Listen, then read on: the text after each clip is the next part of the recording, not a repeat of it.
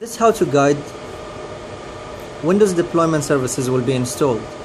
WDS is used to be able to boot Windows Server operating systems through the NIC, which is the network interface card, using the Windows PXE. To use WDS, first we need to install it. So click on Server Manager and click Add Roles. Select the Windows Deployment Services and accept all the default settings until the end of the setup.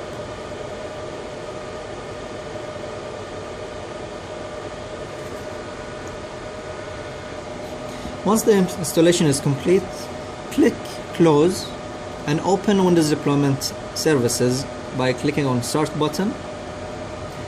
Before doing that, make sure that you extract install.wim and boot.wim from your OS CD or portable media where it contains the installation for the Windows. Click on Start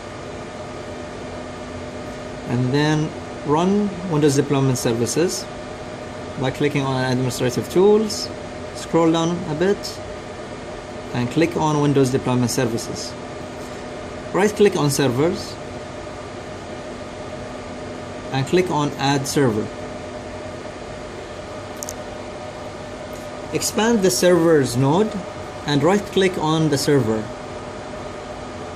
Configure server and then click Next. Choose the path where you will install and or the directory where it will contain the OS files and click on Next. Accept the default settings by clicking on Yes and Next. Before that, there are three options to select how does the server react to a new WDS client. In this case, we are installing the server for the first time, so we need to respond to all client computers, but however we can still authenticate it by the administrator using this checkbox. After that, click on Next and wait for the Windows deployment to be configured. Click Finish when the wizard finishes installing the Windows deployment service and enter the path of where the DVD is located. In our case, we'll go to the desktop and copy the files to the image folder.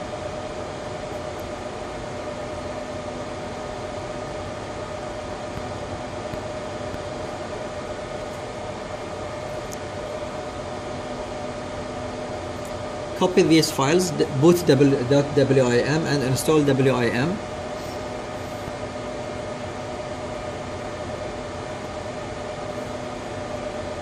Into the C drive and inside remote install images.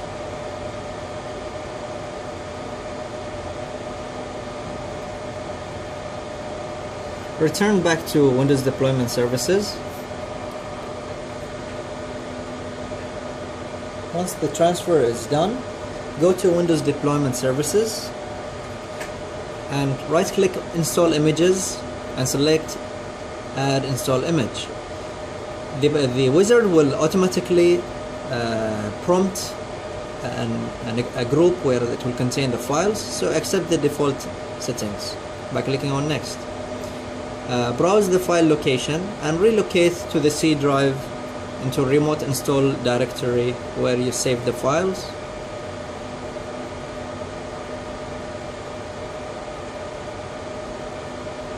And click on Next. Next and Next. Now the server will automatically add information into the Windows deployment in the install image section. After completing the process of adding the installed WIM, click on Finish and repeat the process for boot images by selecting the boot WIM. Relocate for the file, select it and accept the default applications until the end of the wizard. Click on Finish, and you have successfully created a WDS that will be used to deploy Windows Server operating systems.